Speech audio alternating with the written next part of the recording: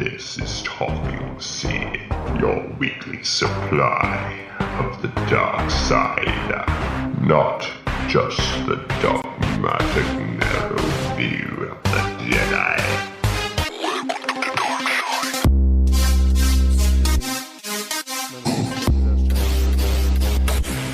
was trying to stream it for yours last time.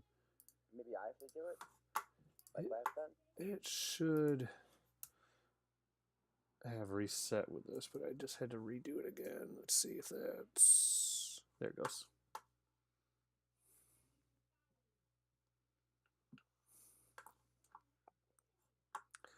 All right, here we go.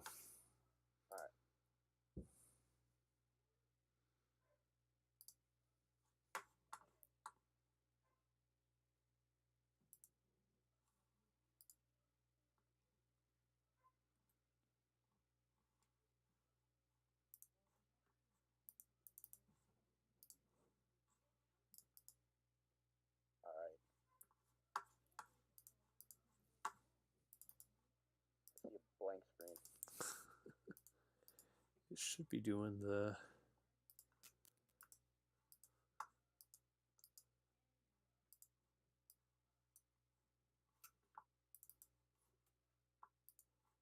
Talking Sith intro.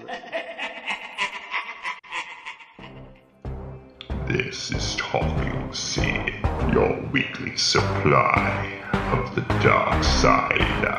Not just the dogmatic narrow view of the Jedi.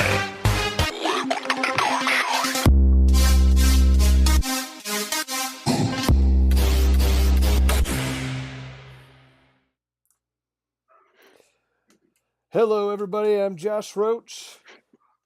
Woo! I am Josh Roach. Woo! Pappas. Star What's up? Wars in the theater. I got an extra large iced coffee There we go. for this. I know I had to fill up on What do you got? I stopped drinking pop and energy drinks a while ago, but Pop. have this to soda pop. Soda. We say soda in New York. We don't say pop. Pop. Down south where some of my relatives live, everything's a Coke or a cola. I got caffeine and nicotine. Look. There you go. Well, I tell you what, I didn't need any of that last night though. Dude, I have the craziest story to tell. Let's hear. It's a crazy story. So you sent me that link to get the free screening of the episode in the theater here in Times Square, the 42nd Street AMC. So I get the RSVP in time. I get this like the QR code, right? And it's like, yeah, you've got two seats for this private screening. It starts at 8:00. Make sure you get there at a decent time. Then I get this other email the day before that said, so your passes aren't tickets. You need to take your passes to the box office and they'll scan your code and they'll give you tickets to enter the screening. Right. So it says get there early, right? So I was like, I'll get there after work at like 6:30 or 7:00.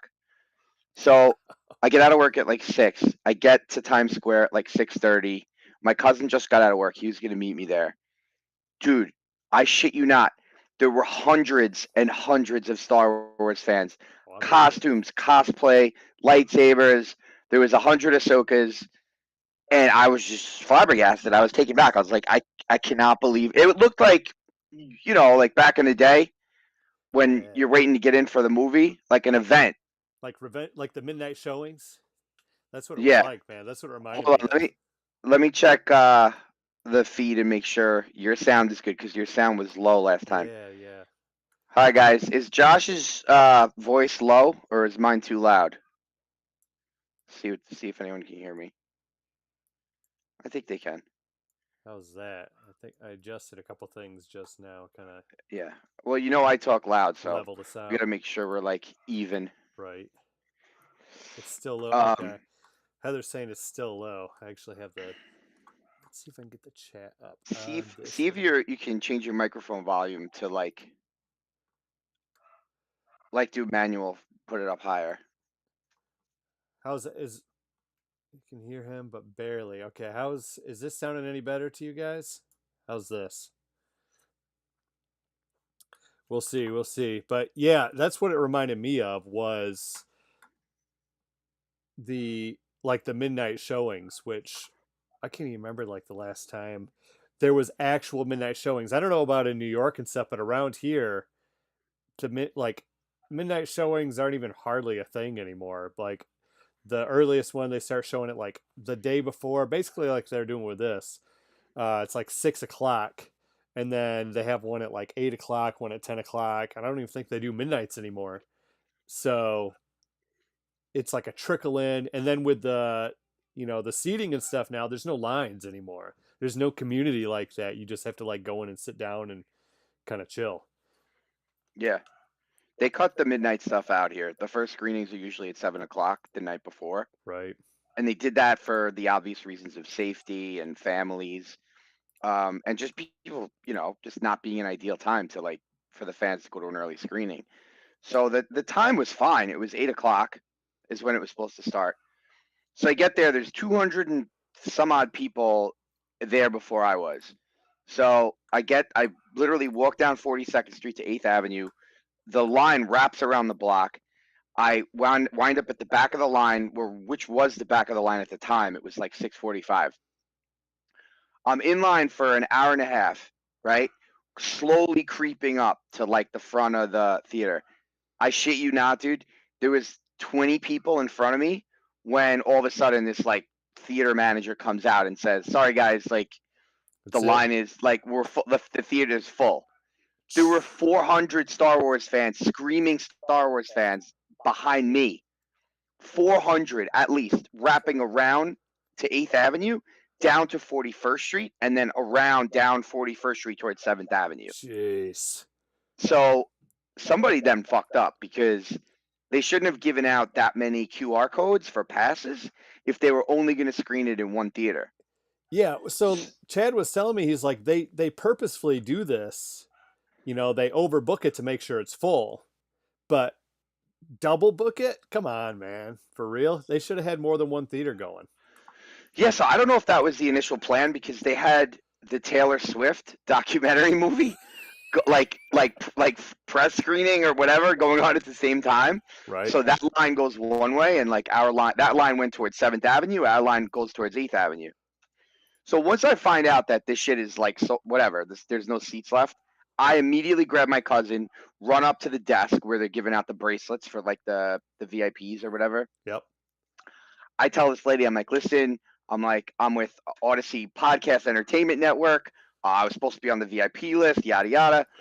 Yeah, she really didn't want to hear it, but I made a case that I was out there for 2.5 hours, and I was actually polite about it.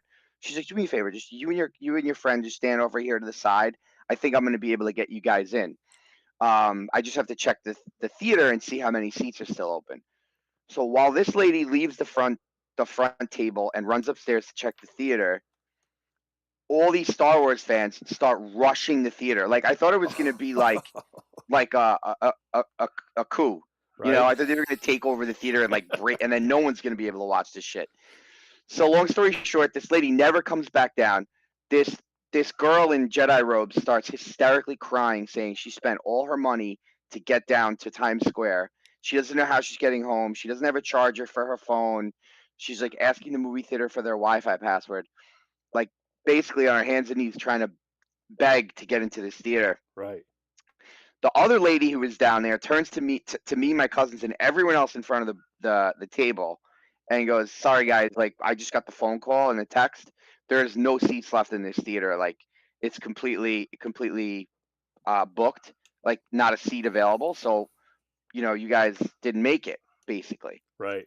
So while this is going on, she starts cleaning up the table and putting all these papers, the VIP lists, whatever else she had there, into like this cardboard box. And my cousin and I noticed these 2 blue bracelets on the table that then get moved into this cardboard box. So one of the security guards goes to grab the box and throw it out like it's garbage. So I immediately stick my hand in the box. Listen to this.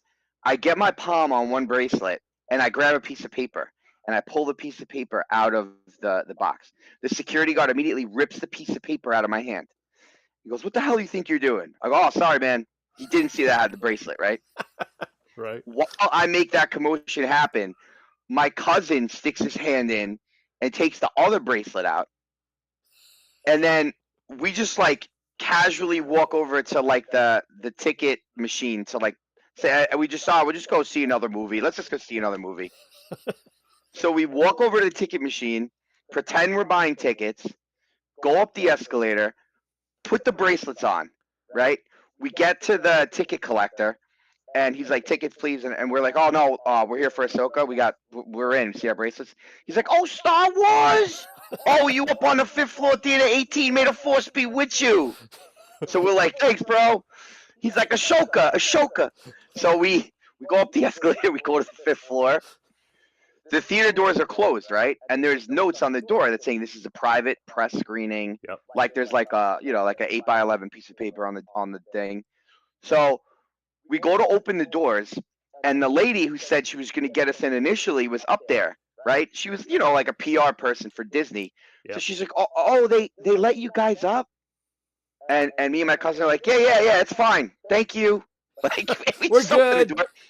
So Don't we talk walk to the in other theater. guy downstairs. Yeah. So we walk in the theater, right? There's no seats available. She comes behind us with another of her like assistants or whatever.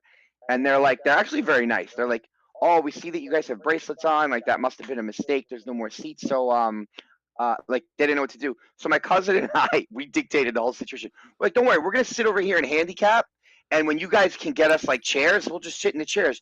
They go, "Oh, okay, we'll try and find you some chairs." I said, "Yeah, yeah. just my That'd be trick." fine. We'll stand. Totally. So wait, the security guard who ripped the paper out of my hand comes into the theater looking for us, like straight out of a movie. So we're hiding like in the handicap section, like behind the bars, like on the Right. floor. He's like, it's literally right out of a sitcom TV show. He's like slow. I can feel his footsteps like slowly getting closer to us. He sees us and he goes, you too, up, right? All of a sudden, the Disney PR lady comes in with the 2 folding chairs. She goes, "No, it's okay. I found them chairs." He looked at us with the most pissed off look I've ever seen. This is a gymongous security guard. This dude was brolic, like I don't know. He's way taller than me, like 240 probably. Is this one of the Disney guys or just a theater guy? No, this is like security. I don't even know if it was private security or the security of the theater. So we're on the floor. The folding chairs come out, and we sit on the folding chairs, and then they took a bunch of pictures of like the theater. I don't know if I'm in them or not because we were pretty close to the front. And yeah, so I made it in, and I fucking saw that shit in the theater. That's awesome. It was like I went to a Star Wars movie and I had an adventure getting there, like a real adventure. Well, you remember, when they did Kenobi, they did like the early showing, and then they pushed it back, like released it at the same time, basically. But it was that Celebration last year. They had the red carpet premiere thing, and we did, me, my buddy Casey, and Sean. It was only if you got like picked by the lottery and you went to like this certain panel at the beginning of the morning, like one of the big ones, and you were, that's the only way you were getting into the red live carpet premiere that they announced that day. And dude, we sat there because the food court was like by this like line area, and we just watched the people there like all the whole time. The security managed to sneak ourselves in, basically covert like that. That's what that reminds me of, man. But it was like, yeah, we waited here all day. You mean to tell me we didn't even get into the panel lottery? We're like, no, we're not getting screwed over. We're getting into Star Wars. Yeah, man. And it does help that I worked for my uncle who's a ticket broker for go. like all those years. So like I kind of know how to manipulate the system, Yeah. And like growing up like in like the bar and the club scene here in New York, like you kind of know how to finagle your way into like getting in and getting out of situations. Yep. So I just used all the tricks I had up my sleeve. I'm pretty good at getting into situations. My cousin couldn't believe it. Dude, there were 400 Star Wars fans behind us. Not one of them who didn't officially get in legally got in, except for me and my cousin. And that was the only screening. It was one room in all of New York City, state, Yeah, East that's Coast, crazy. really. That's crazy. So the episode was shown in one theater with exactly 200 seats. I think there was only 10 theaters worldwide that showed it. Like I had to drive me and you remember my buddy Chad, the guy who Yeah, you know, yeah. he loves everything Star Wars. He's a real, you know, not really. He's kind of a I saw the pic. No, I saw the pictures. I know. Yeah. He drove as well, so it was like 3.5 hour drive for each of us. We had to drive like through Chicago, through rush hour traffic there, and he barely got in. But there were only like I walked out at one point. There was only like 6 extra people, so they did a pretty good job of it. And I think they actually accommodated them and like found them seats and stuff. I don't know if they had Nice. to, you know, That's like good. grab wristbands out of the trash and everything, but they got them in. They got them in there. Yeah, I mean, you know, New York is a zoo, man. Oh man. Like, so here's what's fucked up. Some kids in line were like, yeah, I went on the site this morning and it said there were passes available. So they gave out like 4 times the amount of passes they had. Instead of every other city said join the wait list. Yep. New York did not. Never. The waiting list never popped. Never popped up. That's crazy, man. So you had young kids like in their teens that took the bus, took the Port Authority in Star Wars gear that got jerked. You know. God, that I man. can't scam everybody in there. Yeah, me and my daughter went. We got there like I want to say like almost 2 hours early because I was like, man, no way. I do not want to get there and like get turned away after a 3.5 hour drive. She was like, well, if we can't get in, Dad, we can go to the American Girl store. That'll be fine. And I was like, it won't be fine for Dad. Not for you. You would have been miserable. Oh, I would have been pissed, man. That would have ruined. I don't even know. But man, so I put up earlier in the day yesterday. Kind of went through our predictions, and I think we were about 50-50. I said we'll start. What did you say? I said, man, I'm trying to find where I think I have in my notes what you had said last time, but I think I was way off. Well, I said I think we'll start one of two ways. Either we're going to go into an Ahsoka flashback and start that way, or if we're going to see the others, which we did, we start with Hera and Hu Yang on Cetos finding Sabine's helmet, and or the Henge with the destroyed map orb possibly transitioning and going over the cliff again, which pretty much is a combination of what we saw there, right? So I was on for that, but I said last night, I think my overall thoughts on this, and just to sum it up, is that Filoni did everything I expected him to do. He did more with less. We were talking like, man, he's going to need the whole episode basically to be, to explain all this and do all these, flashbacks and get Ahsoka to Ahsoka the White. But he did it in like less than half the episode, man. Yeah. And he didn't need all of those extra gimmicks that we were kind of predicting. Right. Like Ahsoka taking the place of Obi-Wan on Mustafar, the Marvel What If version within World Between Worlds, looking through windows. He didn't even need any of that. Yeah, let's talk about that, because this definitely was the World Between Worlds, right? And it was an unorthodox way of entering it. So I think that I think we were right when Ahsoka fell in there. I think what we were saying last week, like, she died. I think she fell, she died, and she was gone. And there's I don't know, is there do you guys think that there's a portal for the World Between Worlds there, or was it just opened up by Anakin? Because I heard saw a lot of people saying like, oh, is it really even happening? Whatever. Is it just all inside of her head? I think that, so Dimitri's saying who brought her in there and who saved her. I think it's one and the same, right? I think Anakin brought her in there to save her. What do you think? You think Anakin brought her in there and what else? Like Dimitri was asking, who brought her in there and who saved her. Oh yeah, I think it's one and the same. I think Anakin brought her in there to finish her training, to yeah. save her. So so I think it's a combination of her being in that location, most likely dead at the time, but interdimensionally in that ethereal plane that is um, most like the Force purgatory, Yep. which is kind of what it is to me. It's not only a place where you can cross over dimensions and all time and space is happening at the same time, but it's also a place where the living and the dead can coexist, right? Yeah. But I also think it's the size of infinite space. And I think that the reason why Jason was able to hear the lightsabers is because Ahsoka, in a spiritual way, was in the equal spot on that plane in World Between Worlds where the Cetos Sea is, where the water is and the waves.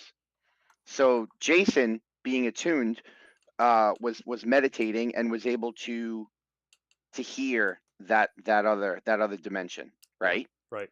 So she was still there. Anakin may have pulled her into another plane, but where within World Between Worlds, where it took place was, if you're gonna chart World Between Worlds on top of the Star Wars galaxy, like Ahsoka's like here in World Between Worlds and Cetos is here, if Right. that makes sense.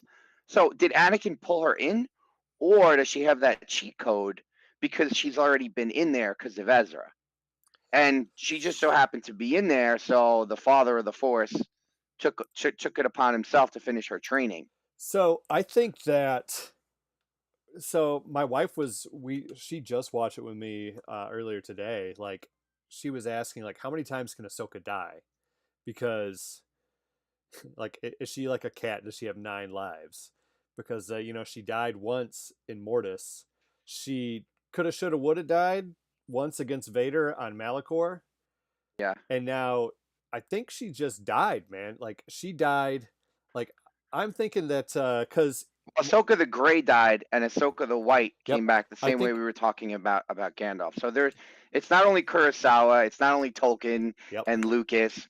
It's like vintage formulaic storytelling Dude, we that we've got seen. Kurosawa, we have like Joseph Campbell, we've got Arthurian stuff put in here, we've got the Norse gods thrown in, we have Tolkien, we've got, almost like what this keeps like thinking like I heard people saying like I think this is in her mind, so it's not real. It's not real. It made me think of Harry Potter. And Harry Potter, there's a part where Harry Potter basically dies, and he's talking to Dumbledore in this ethereal like train station, basically, Yeah. and he's like, "Man, is this all inside my mind, or is it real?" And he's like, "Is it any less real if it is all inside your mind?" So it made me think of that.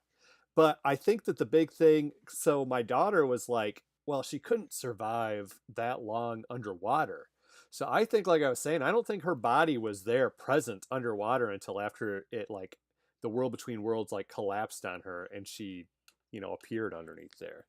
She was Do you in think do you think that if Ahsoka gave in to hate and struck Anakin, that she would have died and she would have failed her last trial? I think so, right? Because man, I think where she was is basically um she was connected enough to the light side of the force to be able to like I think she could have became a force ghost if she hadn't, if she hadn't come, if she hadn't chosen to come back. But Yeah. yeah, so we got the red eye Ahsoka up here.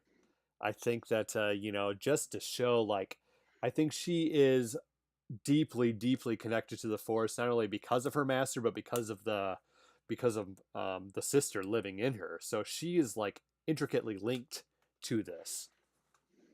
But yeah, I think that I don't know. She would have went to Force Hell, whatever that is. I mean, I don't. Yeah, I don't know. I have no idea. What do you think though? Like, what did you make of the world between worlds, but no portals, basically, and Well, Anakin like I said, right? kind of Like running the show? it's it's probably infinite space, right, on Right. that plane. So it's not that those portals didn't exist. There was no reason for those portals to be there at that time.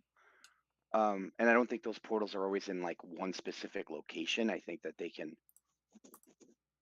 pop up when they're needed, or when the spirit or the soul of that person who's in that location, if that's what they are subconsciously kind of looking for, right? Right. Like Ezra was kind of looking for a way in or a way out for multiple reasons in different scenarios. So that became exposed to him, right? It became visible. She's not looking for that. She's looking for acceptance, redemption, peace, really acceptance, Well, honestly. I think she She went needs to in. accept the fact that like nothing she could have done could have changed what happened in the Clone Wars to Anakin and how things wound up, and stop blaming herself, and stop blaming herself for being such a warrior. And Balin puts it on her. He's like, you're just death and destruction like your master. That was like her hitting her bottom before she died. And that's why she lost that fight, because he played at her weak points, right? And you can see this guy Balin is a very seasoned dark Jedi, and he knows how to manipulate and get under his opponent's skin. And I think that's why she lost that fight. And you see her slowly going, like she had that monotone, like per tonality to her character in like the first two episodes. It slowly got even more of a darker Ahsoka as we got closer. Like there was even less and less smirks. Yeah. Um, and now we see her as a completely different person. Like Hu Yang is like, well, do you know where we're going? She's like, no, and she's laughing. Right. Yeah, I You, loved. I put that in my notes. I was like, we're gonna get to see like snips again, like old bubbly Ahsoka again in the next episode. She's been, she's been reborn that way, just back to she had to reset back to where she was. Um, what I thought was great is when, and it speaks so much to the lessons that she needed to learn in there, when she said to Anakin, like, how are you laughing at a time like this? They were on Ryloth, yep. right? They were on Ryloth, the clones were dead, and she was mourning like one of the clones. She put her hand on him, which kind of hit home for me. It was really um emotional. And he's cracking jokes, and she's like, how could you possibly be cracking a joke right now? And he's like, how do you want me to be? Like, how do you If you want how me to do be more you cope? serious, Well, how yeah, do you cope with that situation? And I think that speaks very, um I don't know what the word is, I guess, detailed to Anakin's character, right? And yeah. and how he would deal with intense and serious stressful situations. Um but that was the lesson that she needed to learn, is like she needs to stop taking herself so seriously too. Well, I think she was.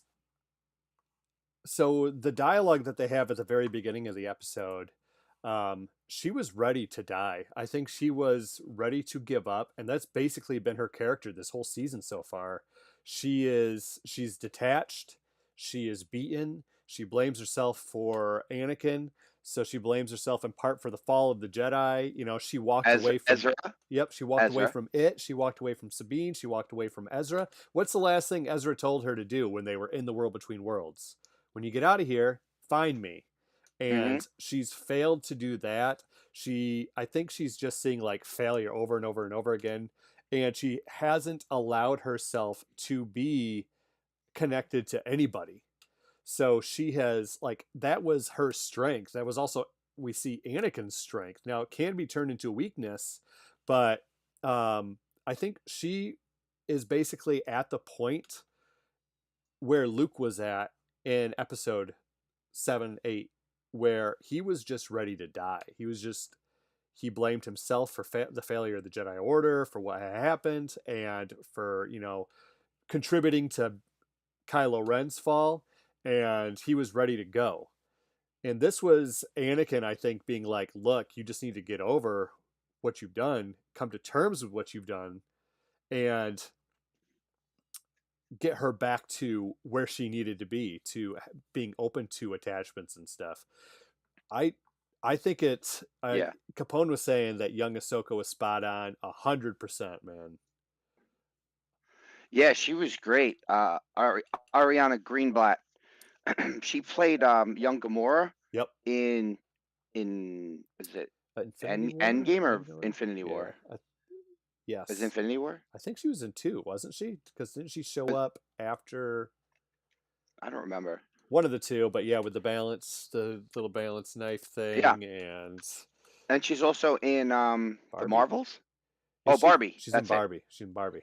Yeah. Yeah, she was great. Yeah, I she did a I thought she great was job. fantastic, and I saw a difference from super young Snips to Padawan Ahsoka, like Yeah. dual sabers Padawan Ahsoka on um Siege of Mandalore. Like so Ryloth and then Siege of Mandalore, like Ahsoka's maturity level, and you see it in the acting.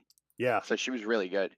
Yeah, Justin and like the outfits, like if you're familiar enough with the Clone Wars, the outfits and everything were spot on, man.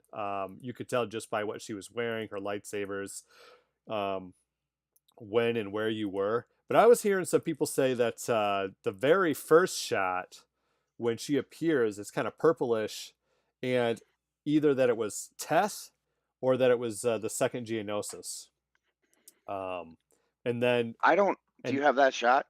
I don't remember exactly which one. just from like the purple, the very first shot she comes in, and then they charge, and then it kind of transitions, and it's a different color of like ambiance. Oh, I know what you're talking about. Like right when she transitions, Yeah, and it's so like you see the rocky terrain or that she's on, and the color of the fogs changes from like I guess a dark purple to more orange. yeah, so it goes from purple here. I don't know if you can see the screen I'm sharing there on the, Yeah, I can. and then when you fast forward here, it's orange, some more Geonosis like, and Teth was orangish or purplish like that. Hmm. So I think they go from like, and Teth is like one of their very first missions after Christophsis when she becomes his Hmm. Padawan. So that's like the Yeah. very, very. So are we meant to? So when we kind of fade away here, so we go from possibly Teth to Geonosis to then we go back to Jason and them searching for her in the X-wings. Um, and then when we come back, we're at the very end of the Clone Wars. So did he take her all the way through the Clone Wars? Do we think? Maybe I would think it's not just those two scenarios that we saw, Yeah, right? I Like it was cut to what was shown to us, but like that journey that she took with her master was probably a lot more of their battles together in the Clone Wars. yeah, yeah. I don't think we're just like it was just Teth, um, and then either Ryloth or Geonosis. Uh, I think it was Geonosis and then Ryloth and then Mandalore. It is fitting that it's Ryloth because that's Hera's homeworld, and that's where her father, who is also a general, comes from. But Yeah. but yeah, I think that because he was saying to her like, it's not too late for you. It's not too late for you to go back. So that's why I think that she was dead, but he is trying to help her ascend to what she can be. Hmm. So I don't know if she's any kind of supernatural more powerful now that she's Ahsoka the White, or if it's just a return to form for her. What do you guys think?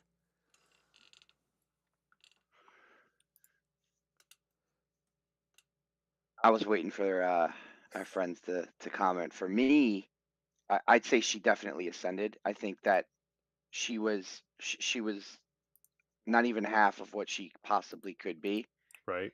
and it's because she was focusing on the negative and the failure, and that would just focus like bring out Ahsoka's darker side, Yeah. right? Being so negative, and so when Anakin tells her, "You're everything that I am, and everything, and I'm everything that my master was." And everything that I've learned from him and he's learned from his master, from Qui-Gon to Obi-Wan to Anakin to Ahsoka, right? And then she turns to him and she goes, "Yeah, you are. You're more powerful and dangerous than anyone ever thought." And then he goes, "Is that what this is about?" So Yeah. when he says, "Is that what this is about?" You immediately think it's their argument, right? Yep. But it's not. It's about her issue with herself. Yep. I think Is that what this is about? Is that what this is about? Why she lost that fight to Balin? Why she's so depressed, right? Yep. Why she can't see things differently? Why she can't work as a team with Sabine? It's all because she's repressing her true self because of the negativity. So when Anakin says to her, "Is that what this is about?" Like, "Well, you want to talk about me turning into Vader?" That's not what he was really trying to say. It was part of the lesson. Yeah, I think that's basically he had to take her through everything that they had done together to get her up to this point of the resentment. Imagine having to stand there at the steps of the Jedi Temple and relive when she was like, "Yeah, I'm leaving. I'm not coming back to the Jedi Order." Was that after Barris's trial? Yes, right Or after that was, Barris's trial. yeah, that was crazy, man. When the Jedi Council was like, "Oh yeah, we see now that this was your trial, so you're a knight now." Um, Yeah. but then she leaves. So I think that maybe this is Anakin's way because he tells her straight up, right? "Why are you here?" "I'm here to finish your training." So much like in Rebels, when Kanan was never knighted, and then he's knighted by the Inquisitor, actually, like Yeah. whatever form that was. That's a whole I thought it nother. was like a temp. I thought it was like one of the old like It was a Temple Templars. Guard. It was a Temple Yeah. Guard But from the Templar Guard was the Grand Inquisitor. because the Grand Inquisitor was a Temple Guard. Okay. And Right. then they were in this another like ethereal world between world kind of place, and the Temple Guard, like, he fought the Temple Guard and the Temple Guard knighted him, and it was the Inquisitor. He took it off and it was like a light side Inquisitor. So Hmm. what we make of that, but that I basically the same Crazy. thing is happening here. Like, yeah, we're Capone's saying she's a master now. Like, I think she's definitely a knight now, and I think she's at the power level of most masters. Well, listen. I think she's now more qualified to train a Padawan than she Yes. was previously, and that's a huge step for her, right? Yeah. I think she's open to be able to continue the lineage because just like Hu Yang said, he reminded us of this, that she comes from a long line of kind of maverick Jedi, right? From Ahsoka to Anakin, who's in one word, what do you say? Intense. when Yeah, when Hera asks about him, like, "Oh, what was Ahsoka's master like?" intense. Intense. And from Obi-Wan, who was pretty, cut and dried Jedi, but also was one of the first ones to figure out how to retain his Force spirit because of his training through Qui-Gon, who was very much a maverick. Count Dooku, also very much a maverick. Um, They were all rebels from Qui-Gon to, well, let's start with Dooku, right? right, Dooku to Qui-Gon. I'd say Obi-Wan being the most conservative. right. Anakin, Ahsoka. I'm trying to remember the They're, word he used. What, they're like a line of unorthodox? rebels. Like, very unorthodox. So even like Yoda was Dooku's master, right? Like, there's an unorthodox Jedi master. Like, he was, leader of the council and high Jedi master for centuries. So that right there is unorthodox. Then you get Count Dooku, who was one of just the lost 20. Um, what we're seeing here, though, with Anakin, I think is great. That, what do you guys think? Is he totally redeemed now? Is this a redeemed Anakin? Let me know in the chat.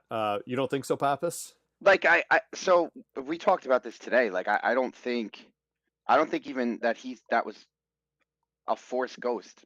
And this goes down the whole rabbit hole of Here we go. Anakin replacing the Mortis gods. Yep. So he doesn't need to be redeemed if he's the father of if he's the father of the Star Wars galaxy, the AKA God of this realm, this physical realm, and binding the galaxy together, as Obi-Wan would say, binding all living things together, the yin and the yang, the light and the dark.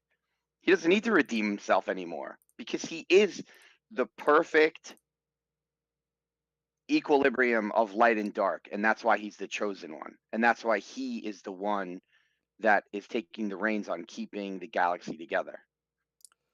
So Dimitri's saying not a Force Ghost Jedi. Who was that? That it was Anakin, but we're saying Not a like Force Ghost of Anakin, he said, yeah. uh it it was Anakin, but he's more than a Force Ghost. I think he is. Yeah, he's. So if you remember the Mortis arc in season 3 of Clone Wars, we know the daughter dies by saving Ahsoka, and Josh had to remind me of this today because now there's so much Star Wars content, that it's like I need to stay on my fucking toes. And the father, Father Mortis of the son and the daughter, he gave his life to make the son of Mortis physical, alive, right? And then Anakin kills the physical version of the son of Mortis. So those Mortis Right. gods die, but the father says to Anakin, like, you're supposed to take my place. Yep. You're supposed to take my place because you are like the chosen one. And so what does the chosen one really mean? The chosen one, if you look at religion and in religious mythologies, you know, a Messiah or the chosen one would be the one that becomes God or is God, right? So Anakin Skywalker, the chosen one, in theory right now, at least where my head canon is at, is he is the ruler of World Between Worlds and everything else that World Between Worlds controls, which would be the physical realm, right?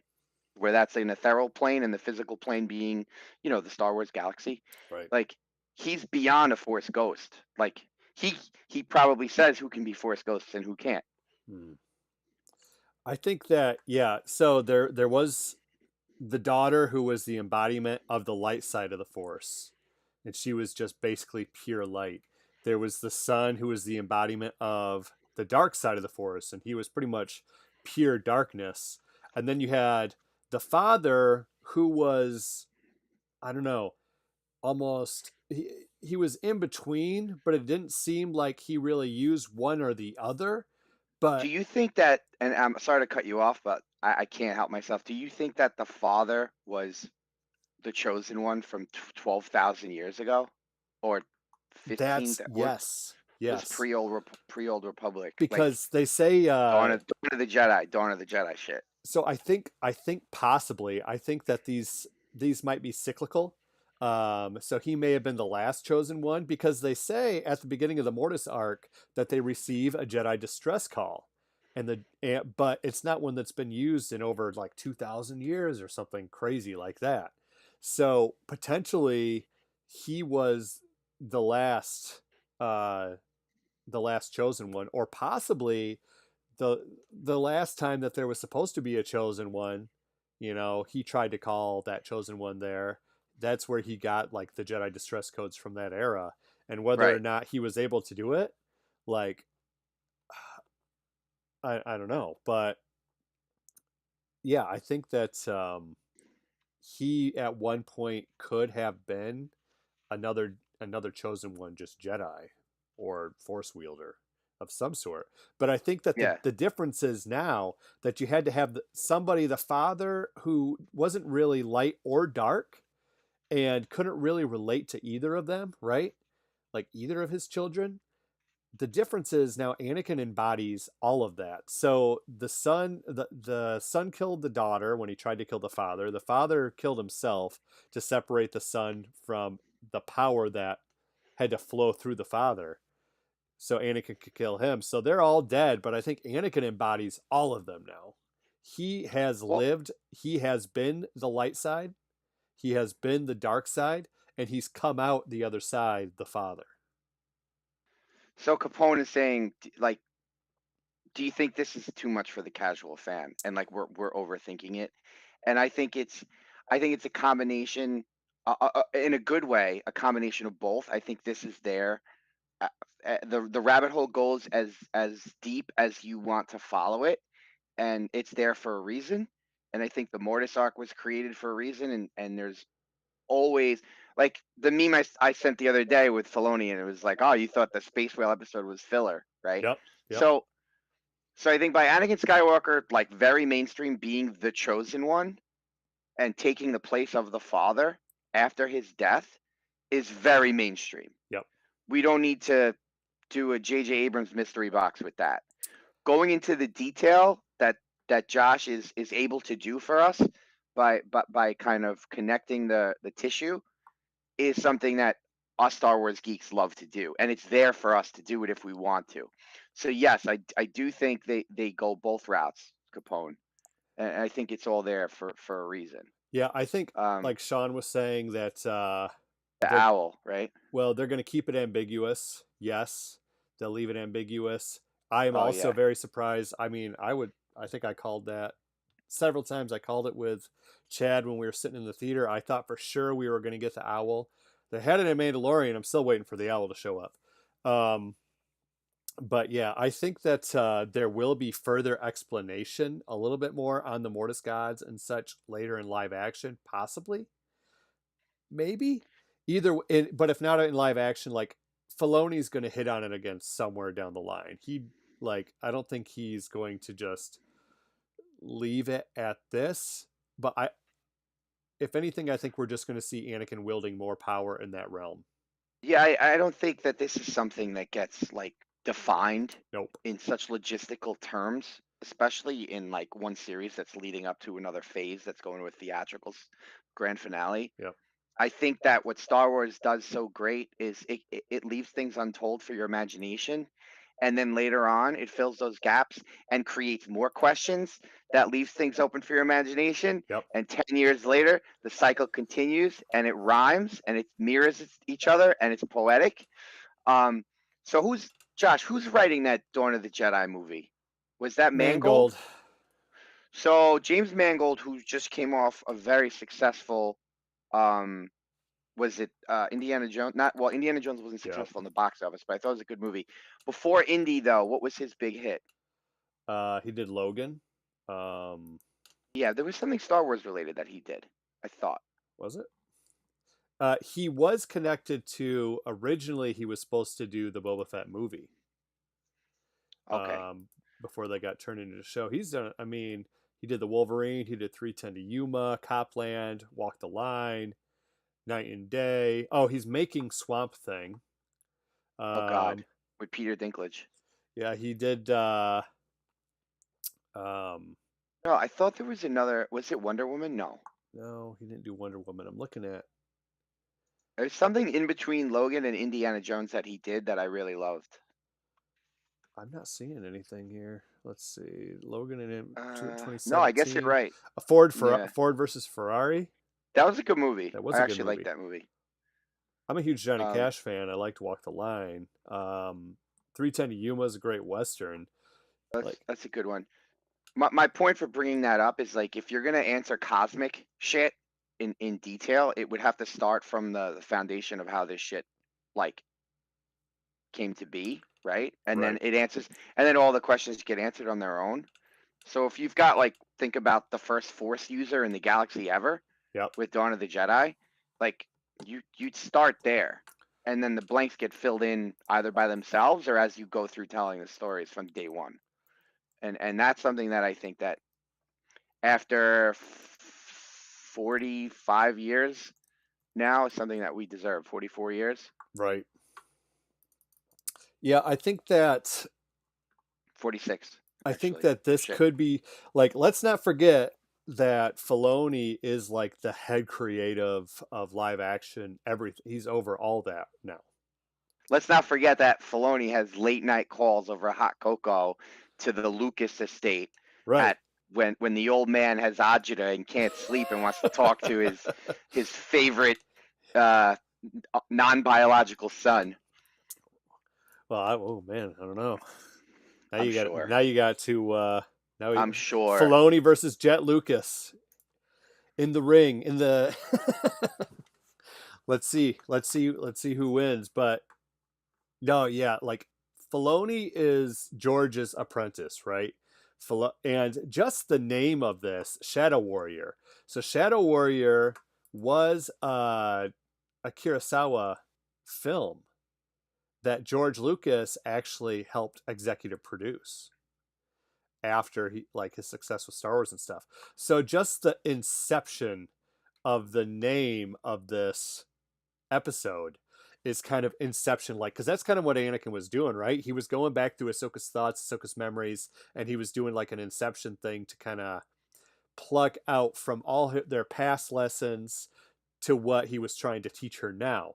Now, I think that, yeah, and that to say that I think that Mangold and everything that's happening right now is going to tie in what they have down the line. Hold on, let me pull this up here. Oh, I want to do that. Let's go back here. The World Between Worlds, and actually the original name for it was the Vergence Scatter, when it was originally come up with. Those are actually in the Sacred Jedi texts. It's in the Rise of Skywalker. You can see it and all that stuff. And I think that they've probably had plans to go back. In fact, I know they had plans to go back because originally they were talking about doing like beginning of the Jedi thing with the who were the Game of Thrones guys. Damon Lindelof. No, that was lost. Benioff and Weiss. Yeah, I think Benioff. So. Benioff and Weiss, maybe. Yeah, they were talking about doing the Old Republic formation of the Jedi stuff. Rian Johnson, when he did The Last Jedi and he started like writing down all this lore stuff, he was talking with Filoni about the formation of the Jedi.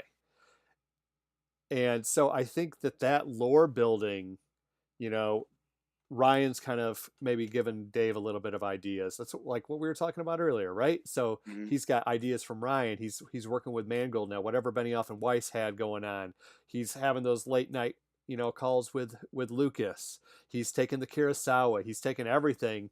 But the difference is with Filoni is once he plants a seed for something, right? Like the Purgles, like Mortis, he's not going to let it go. Like eventually it will be, you'll get another layer. Is he ever going to come out and explain everything to you? No, like not in the show. In interviews and such, he will, because like in the behind the scenes stuff for Rebels, he does reveal that, you know, Ezra tapped into the World Between Worlds in season 1, like we were talking about, where he got his Kyber crystal. He tapped into the World Between Worlds with Yoda. So Yoda's tapping into the World Between Worlds there on Dagobah, possibly through that cave where, you know, was that where Luke really was? Was he tapping into the World Between Worlds when he fought that version of Vader and himself? So I think that, yeah, it's all connected. It's all going to come back, but it's not ever going to be spelled out for us, except for maybe in like a Celebration if you prod Dave enough. Yeah. And like I said, when we get answers to questions that we've had, it's usually questions we've had for quite a while, and then new questions arise. Like Tales of the Jedi, the show on its own so far has answered a ton of questions. Yep. That I've had for 20 some odd years that go back to the first name drop of Sifo Dyas, and how that Camino got and deleted, and Count Dooku, and why Count Dooku turned, because you know you watch AOTC and this kind of sounds like this old kooky man turned so easily after 50 some odd years of being a Jedi Knight and a Master. Right. It doesn't make any sense, but you kind of see that now and you understand it, and that's the whole thing. It's like we're so used to getting answers so quickly today, immediate satisfaction with everything, and Star Wars needs to marinate sometimes with a lot of stuff. And I'm not going to get into sequel trilogy backlash, but you'll be surprised how those movies are going to be received in 10 to 15 years from now, and you're going to be surprised when some of that stuff, the gaps that some of y'all want filled in, when it does get filled in, how much better those movies will sit with some of you. With some of you, it may not. Yeah. With me, I don't know yet. I'll have to wait and see. But like, you know, I hated the prequels. I mean, Revenge of the Sith wasn't close to my favorite Star Wars movie after it came out. Now it's my favorite Star Wars movie. So it's happened to me, right? Yeah. Like Revenge of the Sith is over Empire, right? Like it is today. That I mean, Um, I'm guilty of that. Even like I remember, years maybe even like up to a decade ago, I was saying like somebody said like, oh yeah, the prequels. I like this prequel or the prequel's better than the OT, and I was like, oh, that's blasphemy. Get out of my place. yeah, But no, yeah, I think Revenge of the Sith is my favorite Star Wars as well now too. My buddy Sean and I were talking about it a while ago. He said, he got so hyped for this, but he's at that point where he like overhypes himself for everything. So he watched this episode. He was like, it was awesome. It was the best Star Wars we've gotten in a long time, but I guess it just still didn't live up to my hype because anything with like Anakin and Obi-Wan, or the prequels, like he overhypes it in his mind. I love I liked the prequels. I never disliked Heather's saying she always liked the prequels. I always liked them. Like I grew up, I'm a little bit younger than Pappas, so I grew up. I think I was 11 when Phantom Menace came out. yeah. So I never was against the prequels, but I always just held the the original trilogy, up on a pedestal, Well, basically. we've kept it on a pedestal Yeah. for almost 50 years, right? Yep. Like it does belong on a pedestal, but It does, but because over without it, time, we're not going to get it. We don't have anything else. We have to respect the lineage, just kind of like what yeah, of Anakin was course, saying.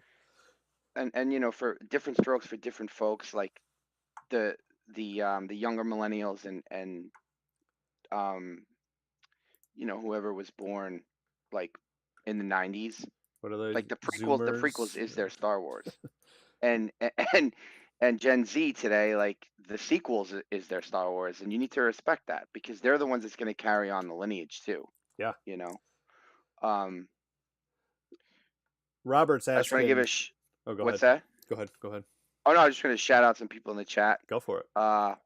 My boy Robbie Walsh, who's West Coast, one of my first friends and fellow Star Wars fans in life. Rob and I used to play with Star Wars action figures in 1984 when we were like 3 years old together, if you could believe that. I want to shout out Heather for being here tonight. My boy Dimitri is taking his time away from producing bangers or whatever the fuck he's doing, uh, to be here with us tonight. And who else we got in the chat? Sean's here, and who else have Capone. we got here? Capone, of course, Capone, Josh Nelson, and Amber and Sean. Yep. So thank you guys for joining us tonight. I just wanted to get that in because we got probably like 15 more minutes, and then Josh and I are going to be on another podcast I want to plug. We'll be on a podcast called, some of you guys know this, the Sith List.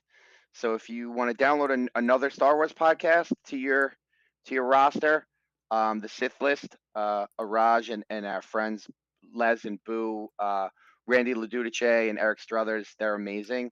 The content's amazing. So we'll be on that for the next episode. We're going to record that right after this.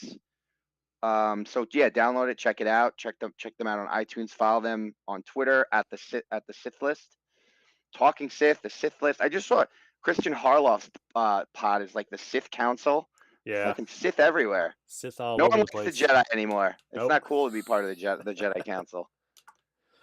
Yeah. I was just going to say that your buddy Robbie Walsh, you said.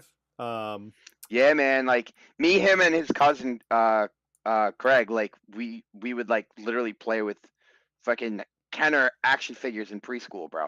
It was fucking Yes. crazy. Like I remember like it was yesterday. Isn't that nuts?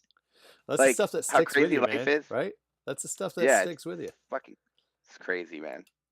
He was Awesome. asking, "What's your favorite piece of Star Wars?" And I'll let you go first, Papas. Yeah, I mean, look, I go back and forth. Right now, it's Revenge of the Sith because that movie connects like the two bigger trilogies for me and the bigger, larger story of Star Wars. I think it's Anakin Skywalker's story. It's still Anakin Skywalker's story. Yeah. So like that movie being such a powerful part of his story and like the turning point before we need something like A New Hope to take place is just so powerful.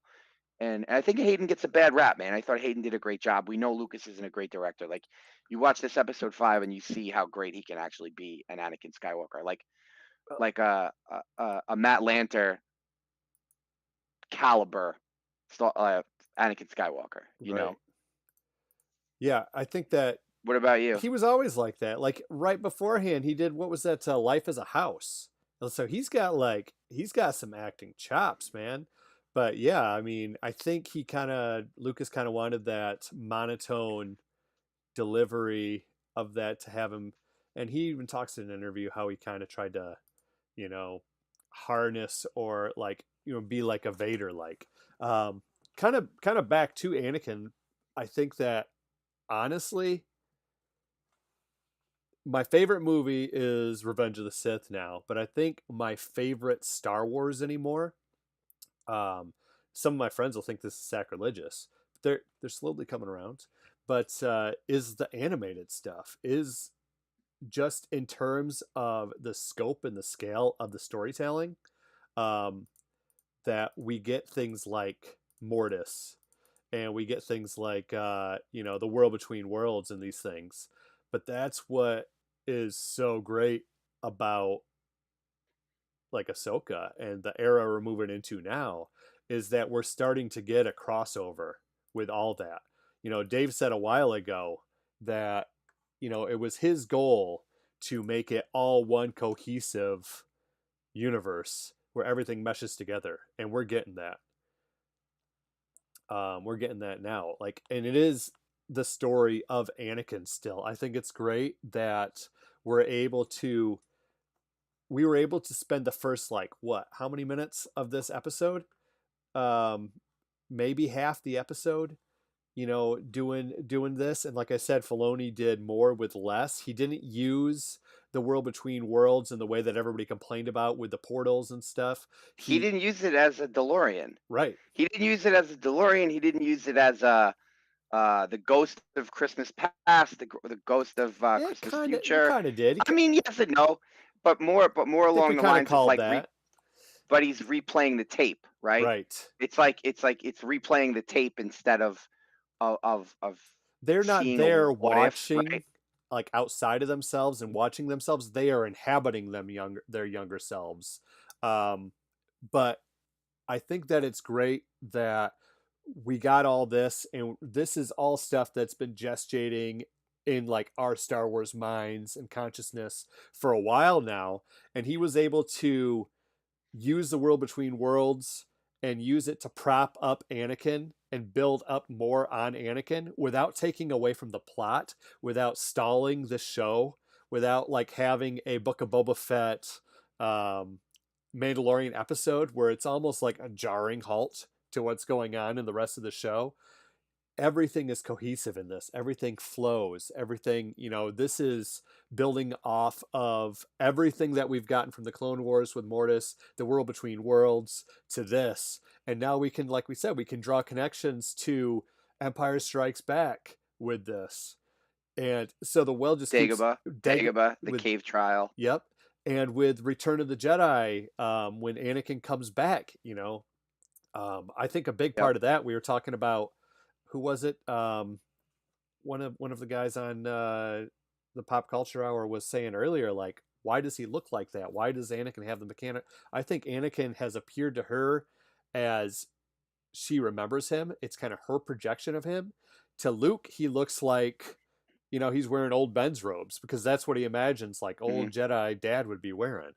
But yeah, but don't you think that Anakin, as the father, knows how he needs to be represented? So it's less about like the way that their eyes see the image of the being, more so about it's what he's projecting, right? It's what he wants to project. Yeah, he's projecting it because he knows how to represent himself to this person. Y'all think Baylan Skoll can read minds really well, which he can. But man, Anakin is inside your mind. The whole he is ascended. So this is a fulfillment. Like I was saying, I think that he is redeemed at this point. I think he is the most. People always talk about and they go off on the idea of gray Jedi. Like once you go down the dark path, forever will it dominate your destiny? No. Not with Anakin anymore. And that's kind of why he lashes back at Ahsoka, I think, when he's like, is this still what this is about? You still can't get over my failure? You know, Did you notice something else? In order for her to ascend, he had to push her to the brink of crossing over. yeah, So right before, and it's similar to Luke, when he throws the saber away, and like, you're not getting like a Dark Empire Luke, but it's like right there. It's like he was, you know, perhaps your sister, the no scream, and then yeah, the Form 5 hard for the streets, like on Vader, and then he throws the saber away. So Vader pushes him to the brink, or the Emperor pushes him to the brink. Anakin pushes Ahsoka so far that her eyes change color. yeah. And then after the eyes change color, she throws the saber down. She throws his saber down Yeah. after she took it from him. Man, Right? that saber's So in getting order thrown for her all to over the ascend place. is my point. That poor saber, chucked over Yeah, I her know. shoulders, thrown off, world between worlds, into the abyss. No, like, yeah, I think But she, like, what my point was, like, for her to ascend, she needed to tap into both and know that, like, the light and the dark coexist, and they coexist within her, yep, and she needs to learn how to control it. yeah, and not to be afraid of it. Right, and not to be afraid of it. Like Anakin says, I do not fear the dark side as you do. And now he no longer fears the light either. He was fearing his failures. He was fearing what he messed up. He buried Anakin Skywalker. He killed Anakin Skywalker. And so he could not draw from Anakin Skywalker. Yeah. Now I think that he's able to, we've seen it in a moment's notice, man. He draws from both. He's able to use both. He's the father, or he's the son and the daughter. And the father. But do you see how he did it? He could do it in a split second for Yeah. the lesson. If for the lesson, he can turn one on and turn one off when he needs it. Exactly. You know what I was thinking would be really cool eventually? We got a little bit of the James Earl Jones speaking underneath him. Yeah, there was a hybrid Vader and Anakin voice at the end of his little speech. Like when you see the Lightning Vader flash imagery flash. Yeah. Yeah, it was awesome. That's what I was thinking, like, man, because, we were talking about the father, the son, and the daughter all have kind of that reverb, another voice underneath theirs. It's like, man, they should just have Darth Vader, light Darth Vader, like reverbing underneath Anakin all the time. I would love to see that at some point. Well, I'm sure this isn't the last time we're going to see Anakin Skywalker. No, I was going to ask everybody else. Like, I think this is definitely not the last time we're going to see him. I don't think this is even the last time we're going to see him in Ahsoka. I hope not. I hope there's one more lesson to be learned, or there's one more reason they need to communicate. Yeah. Because now they are like this, like we said, like it was awesome. This built up on the Chosen One. This built on Mortis. This built on the World Between Worlds. This built on the Chosen One. But it also has advanced the plot of the story. She came back. She was focused. She was centered. She knew what she had to do. She's Ahsoka the White now. I don't know if she's, like we were saying earlier, I don't know if she's more powerful than she was before just because she's like been granted extra power. I think that power was always there. She was always capable of it. She was blocking herself. And now that's been removed. So yeah, we're heading off into the next galaxy. We called it though. What did we say, Pappas? I said, are they going to Geppetto it up a couple weeks ago? Yeah, Monstro, baby. Boom. Straight up Geppettoed it up. Right in the mouth. Straight up. Pinocchio style. It's gonna be fucking awesome. So next week, I mean, we haven't seen Thrawn or Ezra at all. Are we gonna get like the Boba Fett breakaway? Kind of. Nah. Look. Do we? Sabine, Ezra, Ahsoka, and Thrawn are all now in this other galaxy, and your antagonists of Baylan Skoll and Shin Hati are in this other galaxy. You think you're gonna get 30 minutes of Hera and Jason and Chopper talking to Mon Mothma with Carson? Oh, that's one more thing we got to talk about though. Chekhov's gun. You talk about it. I gotta pee before we gotta hop on this other pod. So I'll be right back. Sorry, guys. Chekhov's gun. Too much coffee. Leia, guys, let me know in the chat. Leia was name dropped.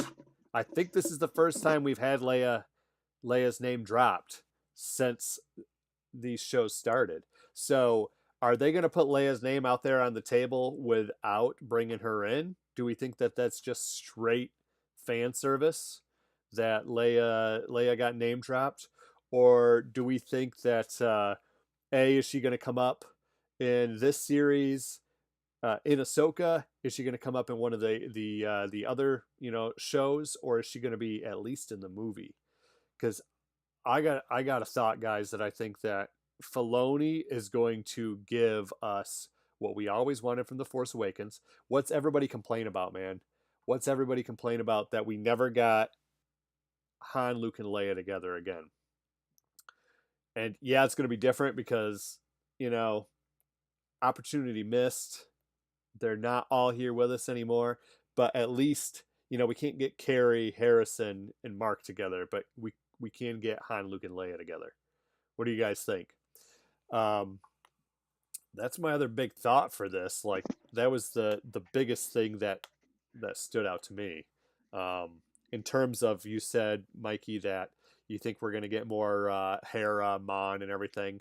I think that if anything, we might get Leia stepping up and stepping in. Yeah, I heard you.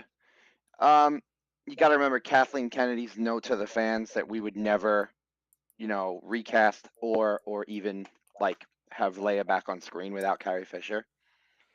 I think there's a way out. There's a loophole out of that with Billy Lord. Yep. And some CGI on her daughter. I think that's how you get the estate and the bad press off your back, right?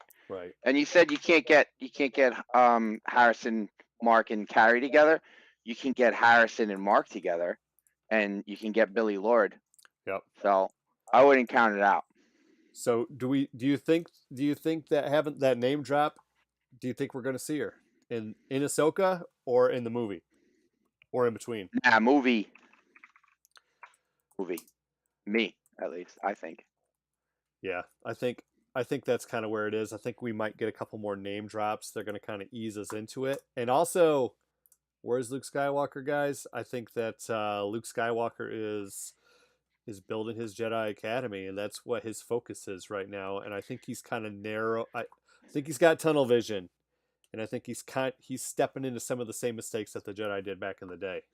Well, we were talking about this with Rich Nye on PCH today in a thread. Like, if you follow any of the other medias, which I know not everybody does, and it's really, it's a great picture. It's really unfortunate that a lot of those stories are told in medias that not everybody has access to. Like Battlefront 2 talks about Luke, or you see Luke searching for Sith artifacts. Yep. And in Mando season 2, we know that Luke was building his temple. So it's not that it's not a priority for him to go and like help Ahsoka with whatever threat that she feels could be coming to the galaxy. It's that he has higher priorities, because in his mind, if he gets his temple set up and his Padawans in order, like, it doesn't matter what threat is going to come up. But unless he does that, there will be a greater threat that they won't be able to solve. Also, and this is to Capone's point, very weak leadership in the New Republic by Mon Mothma, right? Yep. Totally agree. If Mon Mothma and Senator Organa do not believe that Grand Admiral Thrawn is a threat, or that there really even is a Grand Admiral Thrawn in existence anymore, then he's never going to get that distress call from Leia, and Ahsoka's not bringing him into this because it's her fight with Sabine and Hera, and it's her mission to find Ezra with Sabine and Hera, not with Luke Skywalker, who she probably just recently started like having some type of friendship with. Right. So everyone's like, oh, this doesn't make sense because Luke's not in it. Luke's got bigger priorities, so he can solve anything that comes at him later on. And he is making some of the same mistakes because he hasn't finished reading the Jedi text yet, or made opinions on his own and how to rectify the mistakes that they made. So it makes sense to me. He hasn't grown beyond, like Yoda tells him in The Last Jedi, we are what they grow beyond. He hasn't grown beyond his masters yet. He hasn't been able to go beyond that, which we just saw Ahsoka do that, and Anakin helped her grow beyond his failure, the failures of the Jedi. She's still not a Jedi, I think she is basically like, she's been knighted by the Chosen One now. She is she is a master in her own right. Um, but that's what Luke has got to do. I think that Capone saying stay away from it, keep Luke away Well, I from think for this. the time being and for the shows, right? Like when we get that Infinity War Endgame Yep. caliber film, and it all roads lead to here theatrical release. I think you bring your heavy hitters in. Mm-hmm. If you're gonna go big three somehow, which I'm sure isn't out of the question, and it's probably been brainstormed in the story group room, that's when you do it. Look, That's when you do it. this is what Filoni has done, and Favreau have done what Abrams and and all them could not. And who was it that was writing the script for episode 7 before Abrams? Michael Arndt. They were talking about Yeah. we can't find a way to bring in Luke without overshadowing everybody else and nobody else caring what's going on. They brought in Luke. They brought in Anakin now. You've got Anakin in they brought in Anakin, and yeah, I was loving all the Anakin stuff. I love the Clone Wars flashback, but like we said, I was like, oh yeah, I wish we got more Anakin, but I wasn't dwelling on Anakin the whole time with the Purgles. And when Ahsoka was doing more telemetry, psychometry, and reaching out with the Force more powerfully, give these they have now let Filoni take the reins. Filoni, Favreau, all the way. Especially Filoni, man. Like he's done what everybody else says they can't do. He's given us the Chosen One back, fulfilling his destiny now, without smacking people in the face with it, without having to rely on.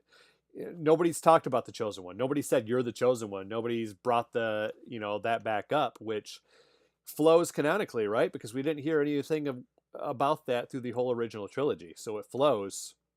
Mm-hmm. And yet, to all of us who know, we know. So next week, looking forward to New Galaxy. Yeah, so we'll see you guys next week after episode 6. We should be here. 90% sure we will be. Make sure you download also or subscribe to Talking Sith podcast on either iTunes or Google. Yep. Help us out there. Josh and I are going to try to put out more content moving forward when we can. And we'll see you guys next week. And thank you all for joining us. All right, guys. May the Force be with you.